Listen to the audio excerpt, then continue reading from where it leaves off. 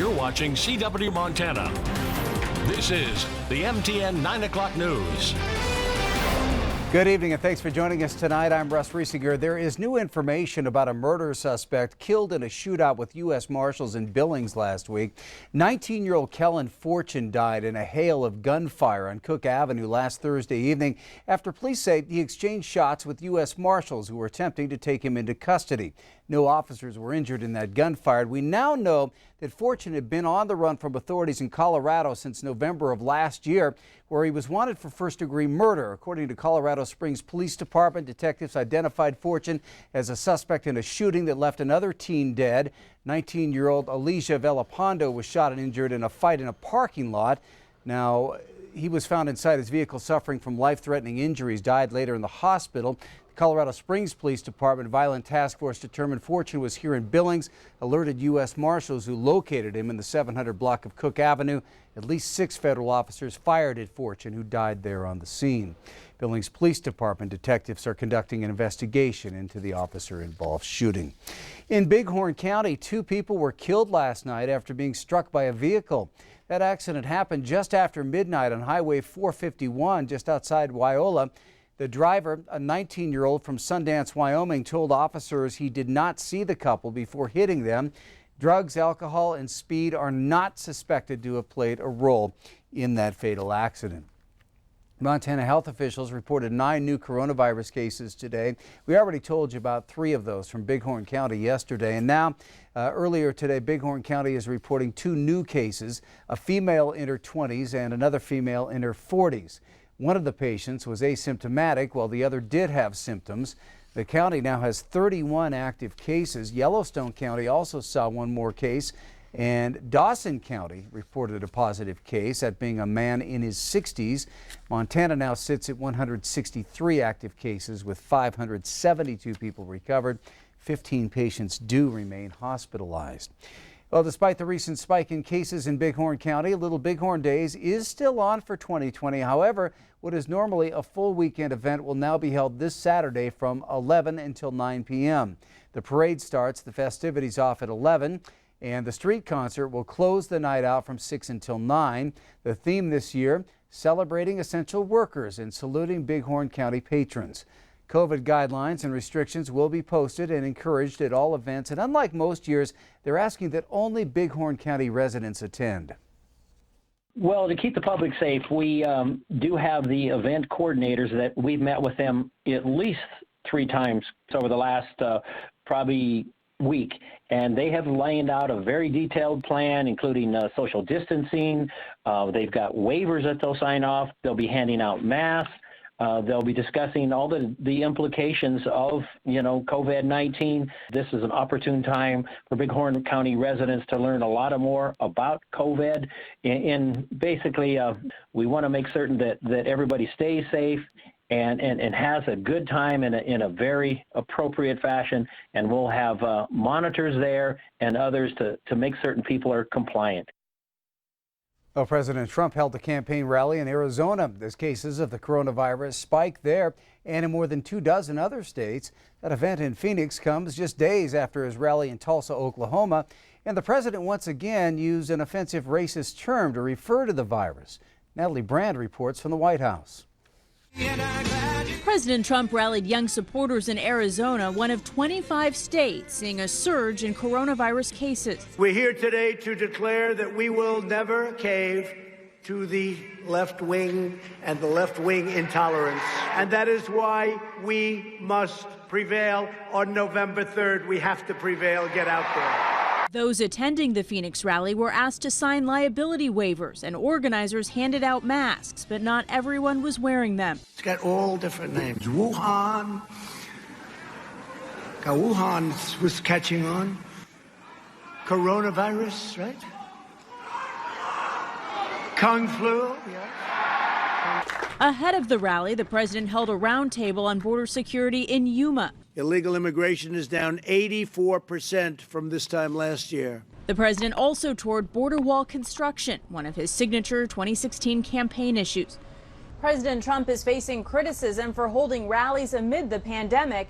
8 members of the campaign's advance team have tested positive for the coronavirus after setting up this past weekend's rally in Tulsa. So I said to my people, slow the testing down, please. As he left the White House for Arizona, the president was asked if he was joking when he made those comments. I don't kid. Let me just tell you, let me make it clear. By having more tests, we find more cases. Task force officials at a congressional hearing testified they have not been asked to slow down testing. To my knowledge, none of us have ever been told to slow down on testing. That just is a fact. Presumptive Democratic presidential nominee and former Vice President Joe Biden called President Trump's decision to hold the event in Arizona reckless and irresponsible. Natalie Brent, CBS News, the White House. Well, the city of Phoenix had mandated wearing masks in public, but said it wouldn't enforce their use at the rally. Organizers of the event said masks were optional. Montana senior U.S. Senator Jon Tester says he doesn't support the current GOP police reform bill that could hit the Senate floor as early as tomorrow. Speaking with the KTVQ editorial board today, Tester said the new Justice Act doesn't go far enough to address racial injustice issues that become the focus of nationwide protests following the police killing of George Floyd in Minneapolis. Tester said the time for action is now, but said right now there's no consensus on the proposed police reform bill.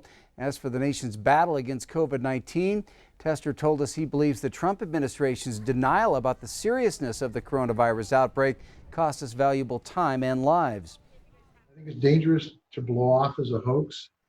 And, I guess, out of 330 million people, 120,000 people dying ain't that many. But the truth is that I think it's a big deal. And I think it could get worse. And I think people look to a certain extent to people like me and like governor and to a greater extent to the president when they see him doing things like not wearing a mask or just saying, oh, this is no big deal, or the thing's over with now, don't worry about it. I think you can say that, but the truth is it's not truthful. It's not reality. And I think that's dangerous. Asked if he's optimistic the U.S. economy will bounce back, Tester said yes, but feels it will take longer than most people wish. The keys, he said, identifying a treatment against COVID and a vaccine.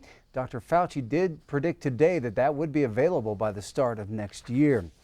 More evidence has surfaced that Montana Republicans and their allies are the financial force behind efforts to promote the Green Party candidate in the state's U.S. Senate race. Last month, the Go Green Montana PAC was formed to promote Green Party Senate candidate Wendy Frederickson of Helena. Well, now MTN News has learned that all $45,500 of the PAC's money came from a conservative Texas-based group called CSG Action. That group has ties to a Texas oil and gas executive who's given money to the Montana Republican Party and the campaign of Republican U.S. Senator Steve Daines. The executive, Tim Dunn, also spent $2.2 million in 2018 on a group formed to campaign against Democratic U.S. Senator Jon Tester. The Montana Democratic Party says the effort to promote Frederickson and the Green Party is a Republican subterfuge meant to help Daines win re-election this year. Daines is engaged in what's expected to be a close contest with his Democratic challenger, Governor Steve Bullock. Montana Republicans say their push to get the Green Party on the ballot was meant to give voters more choices this November. Well, on September 15th, Billings voters will receive a mail ballot asking to increase a public safety mill levy that was passed back in 2004.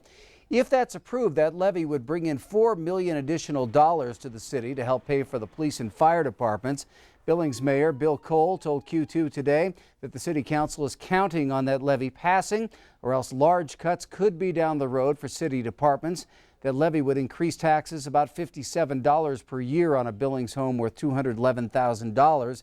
This levy doesn't increase public safety services. Instead, it's more of a stopgap measure. We want to be transparent with the voters and make it clear that the September levy will not completely close our budget gap, and it won't provide those new resources for public safety. Therefore, it's likely that we're going to have to come back to the voters in future years. Right now, this is simply triage, and some may criticize the city council for not asking for more. The mayor said that the economic uncertainty brought about from COVID-19 is what shifted the city council's appetite towards a smaller levy ask. Well, Zoo Montana has a new family member, and if you're wondering what type of animal it is, take a listen.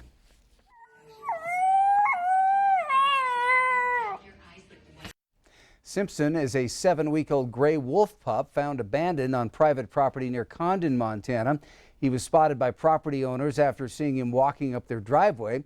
Montana Fish, Wildlife and Parks were called to the scene, and they placed Simpson in the care of Zoo Montana. The staff promises to keep everyone up to date with his progress and hopefully some more cute pictures like that one. Zoo Montana is now open to the public but does have COVID restrictions in place. For more information on the zoo and Simpson, you can visit ktvq.com.